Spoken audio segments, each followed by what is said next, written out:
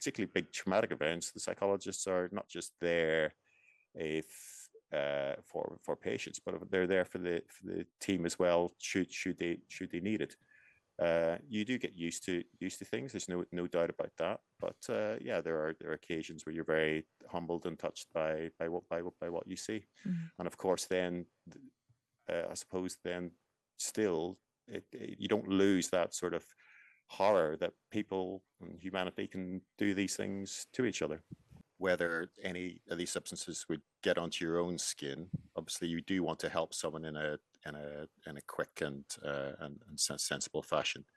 But thereafter, if someone has a lot of the chemicals soaked into the clothing should be removed, and then it's really a matter of rinsing the area for as long as possible. Really, it doesn't have to be cold water, but if you make it too cold, people might get hypothermic. But just rinse, and of course report it to the emergency services. If it's an attack, you'd want to have the police as well as the ambulance services. And in the case of this incident in Clapham in South London, it was an alkaline chemical. Often we've heard about acids being used. What effect does an alkaline chemical have on the skin? To all intents and purposes, very similar to a strong acid. So you have a strong acid or strong alkali. The mechanism of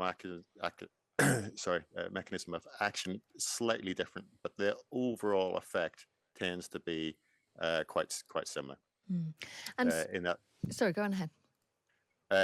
In that it can potentially cause very deep burns and damage to the skin or other structures like the eyes, for example. And so how do medics go about cleaning and repairing, if that's even possible, the skin?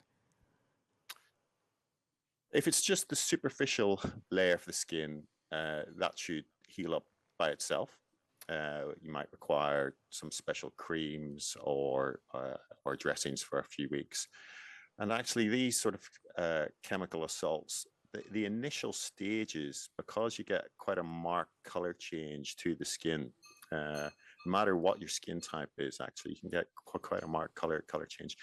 And even with very trained professionals, it can be quite tricky to know on those very first stages how much is going to be very deep and may require surgical intervention, maybe in the form of skin grafts or some of the other treatments that we use, or how much would heal up by itself just with watchful waiting. You say skin grafts or other treatments. Talk us through that. Particularly in cosmetically sensitive areas like the face, over the last sort of decade or so, there's been we have what are called artificial dermises. The skin is made up of two layers: the epidermis, which really seals in the skin, it's the protective barrier, and then the dermis, which is the support architecture structure.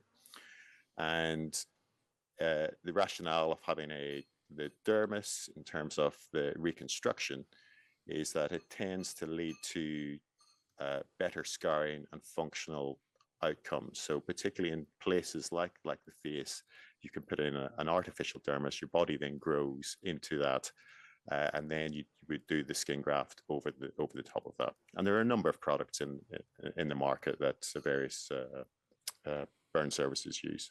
And that sounds like a really long and complex procedure.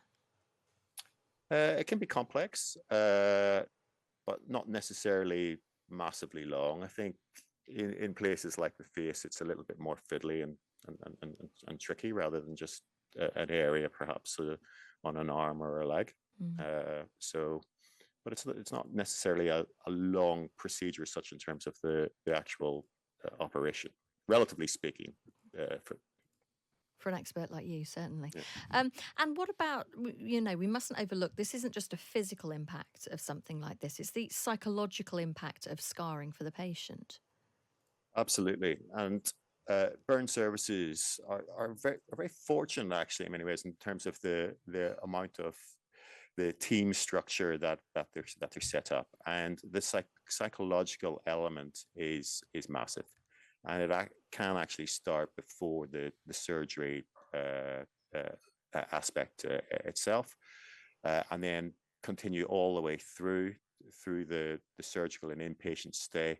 And of course, even maybe years later, if some reconstruction needs to be done furthermore, or where you have scar therapies involved, and all through that process, the dedicated team, are there to try and help and support the patient through this very difficult time. And as you say there, I mean, presumably that is a long recovery over many years, not just physically, but also particularly if it's on your face or a part of your body that you frequently see, whether it's an arm that is, in the summer, you've got short sleeves or whatever. Every time you look at that scar, it's going to bring back the trauma of it all. It certainly can do, and I think that's one of the vital roles of the psychotherapy, is to trying to get our patients to adjust to what they've been through, and indeed their new changes in body image. And I must say, it's still remarkable. I feel quite humbled, actually, how well that people get through these traumatic events, and it is absolutely devastating. And we're just there to play, a small part in trying to get their lives back together. I wanted to ask you the impact it has on you, because clearly you are helping these people. I'm sure people are incredibly grateful for the role you play, but it must be difficult for you as well. I think with you've got a great team around you, and I think that in any sort of situation where you're dealing with traumatic events, and medicine's just one side of that. You see with whether it be ambulance and firefighters, police, etc. You get used to it, and you've got a team around you, and of course, in particularly big traumatic events, the psychologists are not just there for patients, but they're there for the team as well. Should they need it.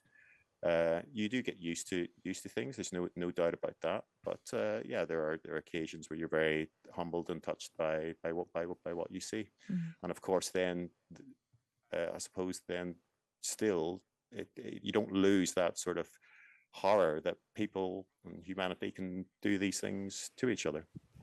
Absolutely. David, thank you for speaking to us this morning. I'm grateful for your time. It's a pleasure. That is David Barnes. He's a consultant plastic reconstructive surgeon. He has written a piece in the Sunday Times today, How We Treat a Chemical Attack Victim by a Top Surgeon. And what I mean, he goes into much more detail about the actual procedures and the work that is involved in cleaning the skin, repairing the skin, and obviously, of course, then going on to operations or skin grafts, as he spoke to us about.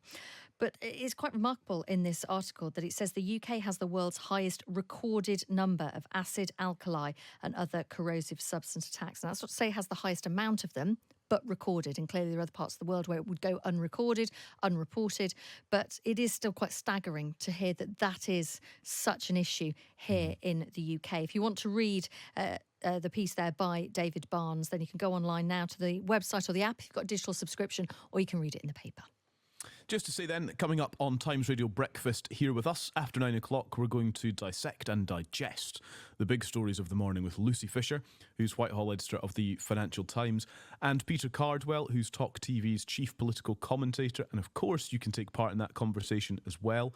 After 9:30, we'll be discussing the future of warfare with Sir Lawrence Freedman, Professor of War Studies, who's gone into great detail in the Sunday Times magazine today about what the future of warfare is, which has become particularly pertinent these last few weeks. Gosh, it feels like every weekend, doesn't it? We've come in and there's yet another story about, is the armed forces ready? Are we all about to be called up in some sort of army?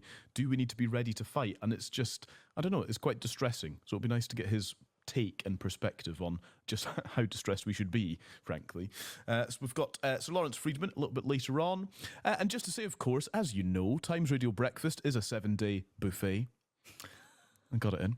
You haven't said it for about 2 weeks, because you weren't here last weekend. Actually. We've managed to get you not to say it for the last 2 days, but no, it's crept in. Here we are. You must be feeling better. Yeah, thank you. The antibiotics are kicking in, so I'm back to the usual corny, cheesy lines. Times Radio Breakfast, a 7-day buffet. Asma Mir and Stig Abel will be here tomorrow with breakfast. And on Tuesday, don't forget, you can hear that exclusive interview with Sir Keir Starmer. Lots to talk to him about. £28 billion for green investment. House of Lords reform. Looks like that's being torched this weekend as well. So lots to hear from Sir Keir on Tuesday morning on Times Radio Breakfast. So don't go anywhere else. There's just no reason to. It's illogical. Stay with us. It's 8:47.